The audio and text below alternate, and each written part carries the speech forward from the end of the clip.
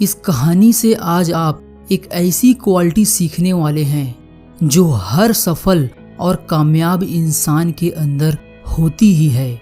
और अगर आप इस क्वालिटी को अपने अंदर उतार लेते हैं तो आप भी कामयाब और सफल इंसान बन जाएंगे। यह कहानी एक राजा की है जिसका कोई बेटा नहीं था, केवल एक बेटी थी।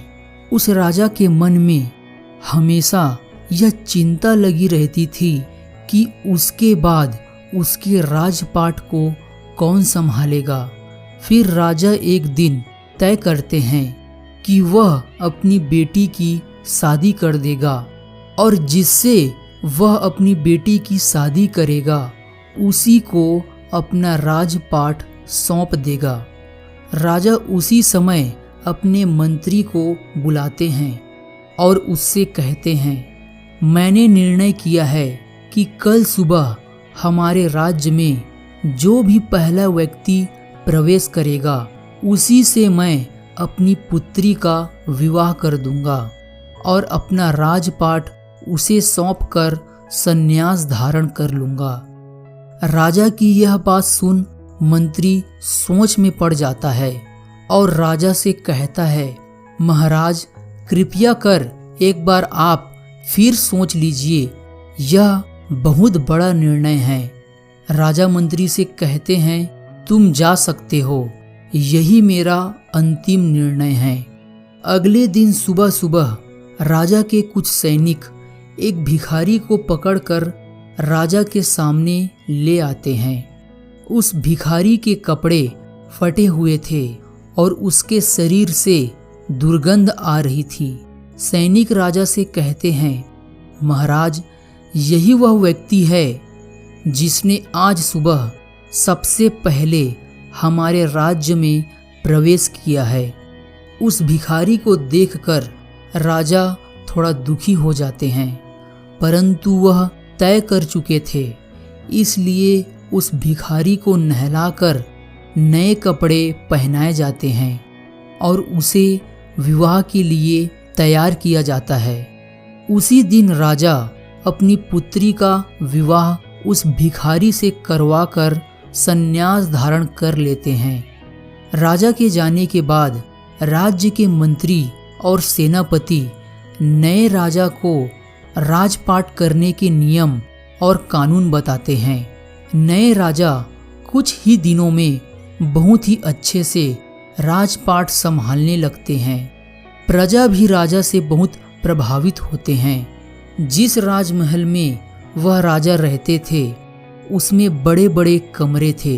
किसी में सोने चांदी भरे थे और किसी में बड़े बड़े अस्त्र शस्त्र भरे थे।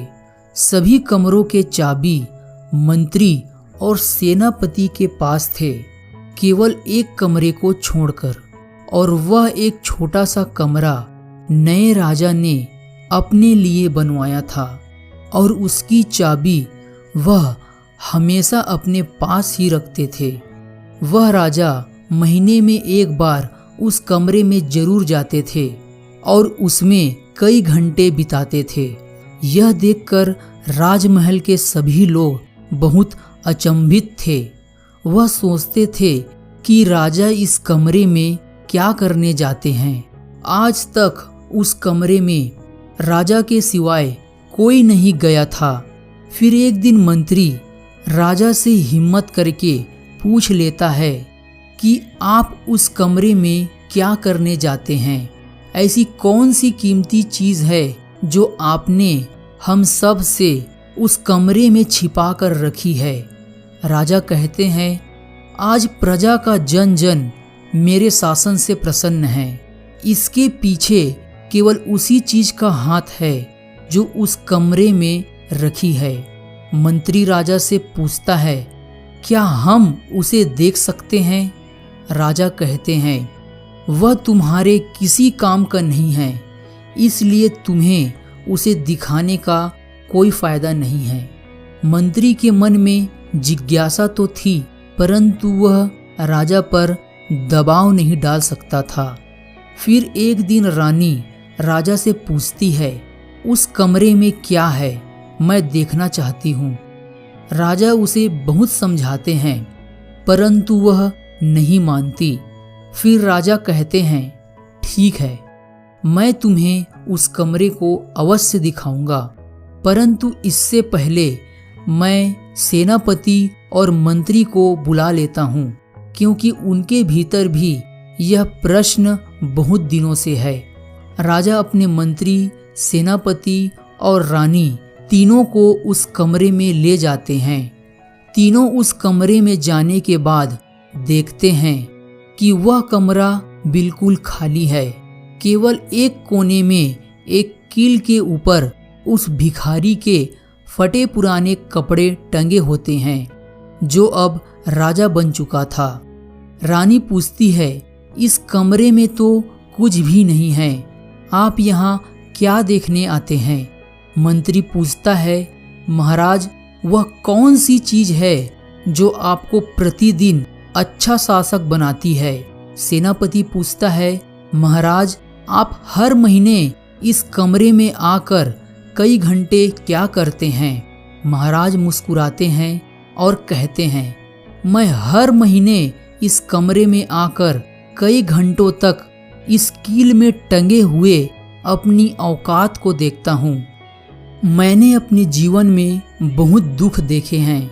इस कील में टंगे हुए कपड़े मुझे ऐसा कुछ भी करने नहीं देते जो किसी के दुख का कारण बने, और जब भी मेरे सिर पर अहंकार चढ़ने का प्रयास करता है तो मैं इन कपड़ों को देखकर याद कर लेता हूँ कि मेरी औकात क्या है। तो दोस्तों, इस कहानी से हमें यही सीख मिलती है कि जब भी हमारे सिर पर अहंकार चढ़ने लगे तो हमें अपनी औकात को जरूर याद कर लेना चाहिए कि हम पहले कैसे थे। और अगर इससे भी बात न बने तो इतिहास को भी याद कर लेना कि जिस इंसान ने भी अहंकार किया है उसका पतन अवश्य हुआ है। इसलिए कभी भी जीवन में अहंकार नहीं करना चाहिए, क्योंकि जिस दिन आपके सिर पर अहंकार सवार हो जाता है उसी दिन से आपका पतन होना शुरू हो जाता है। धन्यवाद।